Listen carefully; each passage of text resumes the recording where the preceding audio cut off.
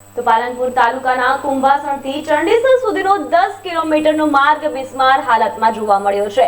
ચોમાસામાં તો પરિસ્થિતિ એવી થાય છે કે આ રોડ પર પડેલા ખાડાઓમાં ઢીચણસમા પાણી ભરાઈ જાય છે અને વાહન ચાલકો, લોકો તેમજ વિદ્યાર્થીઓ પણ ચાલી શકતા નથી। કુંભાસણથી ડીસા હાઈવેને જોડતા રોડની દુર્દશા છેલ્લા કેટલાય વર્ષોથી અત્યંત ખરાબ છે। લોકોએ અનેકવાર રોડની મરમ્મતની માંગણીઓ કરી છે, પરંતુ તંત્ર પાસે જાણે આંખ અને કાન ન હોય તેવું આજ સુધી કોઈ પરિણામ આવ્યું નથી। જોકે તૂટી ગયેલો આ રોડ નવીન ન બનાવાતા અનેક મુશ્કેલીઓ પડી રહી છે, ત્યારે લોકો આની માટે સ્થાનિક રાજકારણને જવાબદાર ગણાવી રહ્યા છે અને કહી રહ્યા છે કે જો હોસ્પિટલમાં ડિલિવરી ન થતી હોય તો એકવાર આ રોડ પરથી પ્રસૂતાને પસાર કરાવી દો, ડિલિવરી થઈ જશે।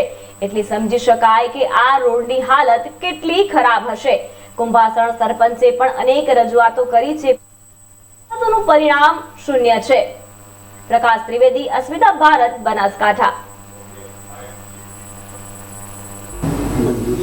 એના માટે 5 થી 6 વખત મેં જિલ્લા તાલુકામાં ગયા હતા રોડ માટે, તો હાલ એવું કહે છે કે મંજૂર થઈ ગયો, 1-2 મહિનામાં થઈ જાય।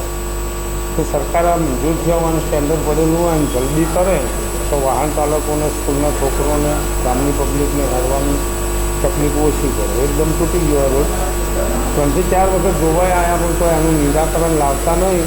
અને આવી રીતના એસઓને આપણે ફોન કરીએ ને તો મહિના 2 મહિનામાં થઈ જશે, એવું આશ્વાસન આપે અને